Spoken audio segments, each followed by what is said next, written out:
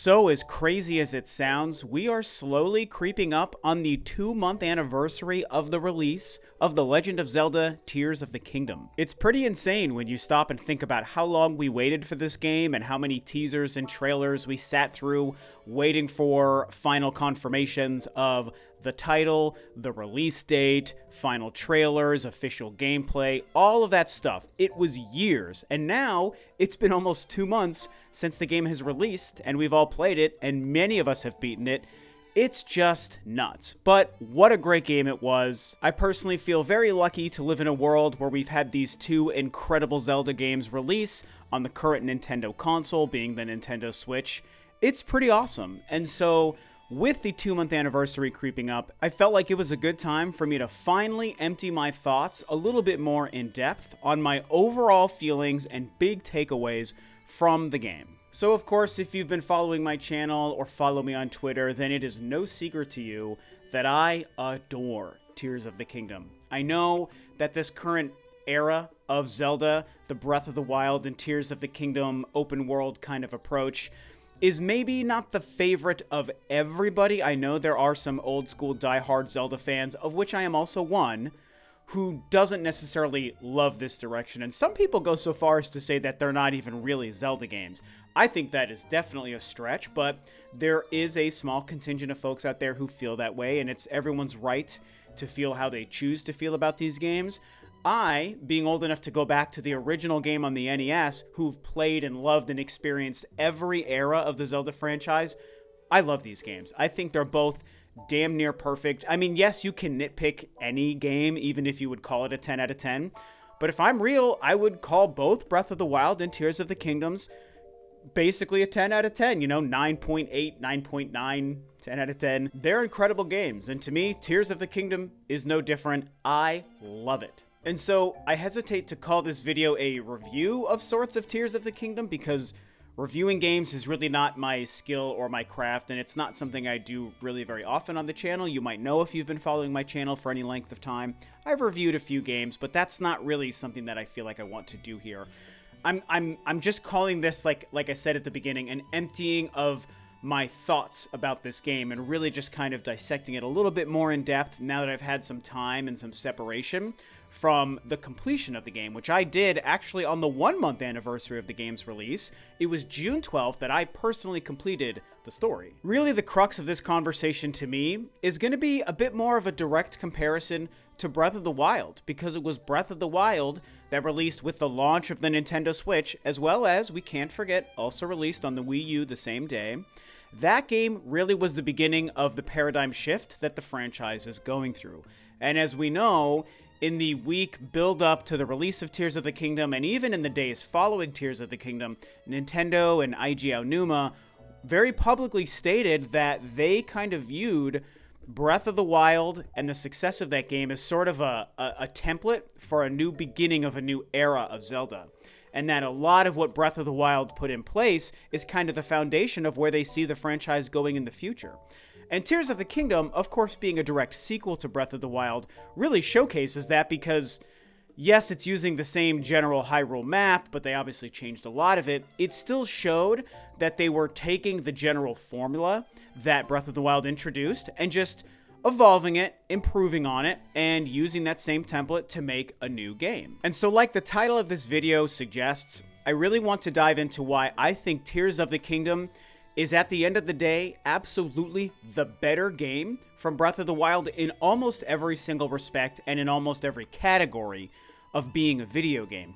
However, at the same time, if I'm being honest with myself, I think that Tears of the Kingdom's impact is far, far less than Breath of the Wild's impact. So hopefully you guys understand what I mean when I say this, and whether you prefer Breath of the Wild or if you prefer Tears of the Kingdom, I hope you understand how I'm using the word impact, right? Because you can say Tears of the Kingdom is the better game, just like I'm saying. It is the better game.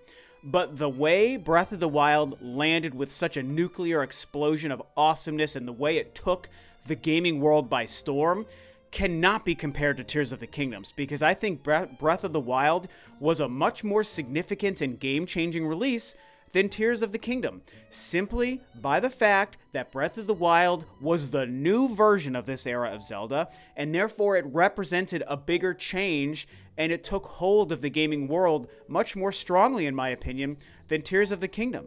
Tears of the Kingdom is just evolving and borrowing from the template that Breath of the Wild introduced, and so obviously it had a chance to improve every aspect of the gaming experience, absolutely, but it didn't feel as game-changing as when Breath of the Wild released. And so what does it mean for me when I say that Tears of the Kingdom is the better game than Breath of the Wild? Like I said, it comes down to almost every facet of a video game that you can look at when you compare games or when you consider how good a game may or may not be. I think that graphically they're obviously very, very, very similar, but at the same time, you play both games, you can tell that ultimately Tears of the Kingdom is a more impressive game visually. They cleared up a lot of the kind of haziness and the fog. I feel like the draw distance is even more improved than Breath of the Wild's, and Breath of the Wild had very impressive draw distance. I mean, you could see all the way into the distance and you could go to wherever you could see, and it looked good. But, and I might be wrong here, but because you can be up in the sky and look down on Hyrule below in Tears of the Kingdom, it just feels a little bit more impressive. I feel like it's a little bit more vibrant and colorful. I'm not a Digital Foundry smart guy when it comes to the technical side of things, so I don't know what the resolution difference is between the two, but I feel, or at least I felt when I played Tears of the Kingdom, that overall, the resolution and frame rate, while still not perfect, definitely felt overall more impressive to me visually when just my eyes were taking in both games, and I played a lot of Breath of the Wild in the months leading up to the release of Tears of the Kingdom. It just felt like the overall performance and visual clarity of Tears of the Kingdom, again, while similar, was still much, much better in Tears of the Kingdom than it was in Breath of the Wild. But beyond the visuals, we also just come to the gameplay, and for myself, the realization of the world in Tears of the Kingdom, I mean, you can't deny that it's better than Breath of the Wild, because it almost factually has to be considered better than Breath of the Wild. You may prefer Breath of the Wild, and that's fine. Personal opinion is one thing. But when you look at the sheer variety and amount of content that they packed into Tears of the Kingdom, it smokes Breath of the Wild. Because not only do you have the huge Hyrule map that is the ground below, but they've changed the Hyrule map in Tears of the Kingdom from Breath of the Wild, drastically changed it. It's remarkably impressive what they managed to do. But then you've got this huge depth cave system below that is basically a recreation size-wise of Hyrule, and it was so incredible and impressive and wonderful to see, and it looked different, it played and experienced differently. They added all sorts of new mechanics and things down there that were unique to the depths that Hyrule did not have, new enemies and whatnot. And then, of course, you have, as you guys know, my favorite element. It's the sky and the floating sky islands above. It's just insane what they managed to pack into this game. And you have to remember that with the depths below and the sky above comes a lot of unique mechanics and elements and gameplay styles that are unique to those that just simply weren't a part of Breath of the Wild, because those two areas didn't exist to the world of Breath of the Wild. And so for me, I'm somebody that even when I was 60, 70, 80 hours into my playthrough of Tears of the Kingdom, every time I would be on a sky island searching for things, finding shrines, solving puzzles, you know, looking around at the sky, looking down at Hyrule, finding places to jump off, or every time I would dive down into the depths to explore some of that, I would get chills. It's like that feeling of excitement and kind of like nerd tingles, if you want to call it. It never really went away for me. Like I said, even 70 or 80 hours into Tears of the Kingdom. And to me, that's a mark of a really special, incredible game and a special experience. A lot of it's personal preference. You might be somebody who didn't feel as blown away or impressed by those elements, and that's okay. You know, our opinions are our opinions, and it's okay for them to be different. But just speaking for me and my personal tastes, and again, you guys heard me constantly gush about the sky in the months leading up to this game. It really was incredible, and I never got sick of the experience of going up and down and experiencing those two parts of this game, the depths and the sky. I also really loved the addition of the Skyview Towers, because it was a very clever way to bake into the experience the ability to quickly shoot up into the sky and find ways to navigate the sky islands around. Obviously, you had to do a lot of upgrading things, like your battery and your stamina meter, and if you unlock Tulin so that he can give you, like, the blowing kind of power to make you use your sail claw or your glider even farther off into the distance, you need all those things to really take advantage of it. But the fact that they baked that in with the Skyview Towers, to me, was great, because it was the sky that I was the most excited to play and that I most enjoyed playing in my experience, and those things just made it a more fun time to explore the sky. But I do want to come back to the idea of comparing the impact on the gaming world that Tears of the Kingdom and Breath of the Wild both have. And like I said, I could keep gushing about why I think the gameplay and the story and the graphics and the amount of content, the world, the sky, the depths, is all just a better experienced, the perfected experience, I think, from Breath of the Wild when you compare the two games. But like I was also alluding to near the beginning here, Breath of the Wild's impact just can't be contested. It just was a bigger deal at the time it released compared to Tears of the Kingdom. Now, as we all know, Breath of the Wild is teetering on that 30 million sales lifetime, which is just absolutely titanically massive for a video game. Best-selling in the franchise, it's like, I don't know, the second or third best-selling game, I think, total on the Nintendo Switch right now, which is insane, because there are so many high-selling games on the Switch. But Tears of the Kingdom, you know, we look at what it's done so far, and it's definitely sold much faster than Breath of the Wild. It sold like 10 million copies in that first weekend, or that first week or whatever, right? So, you know, Tears of the Kingdom may or may not pass Breath of the Wild in sales, but we have to remember the context, just talking sales numbers, is very different. Because Breath of the Wild was also working against the fact that it was released when the system itself was brand new. And yes, it was like selling 1-to-1 or even better to 1-to-1 initially with the Switch, but there was still a limiting factor of less Switches on the market for people to be buying those copies. By the time Tears of the Kingdom released, there's 125 million Switches out there in the world. And so the numbers just work in Tears of the Kingdom's favor to sell much more, much faster. Although, I don't think that guarantees that Tears of the Kingdom will sell more than Breath of the Wild by the end of the day. It might, but I don't really see it as a guarantee, so it will be very interesting to see how that plays out at the end of the day. But I like to liken the Breath of the Wild effect to Super Mario Galaxy, and I've talked about this before in other conversations and in other Mario videos I've made as well. When I look at Mario Galaxy 1 and Mario Galaxy 2, I think that you could make a very similar case to what we see with Breath of the Wild and Tears of the Kingdom, where you could argue that the sequels to each game, being Galaxy 2 and Tears of the Kingdom, might be overall better, more realized visions of the games than their predecessors, right?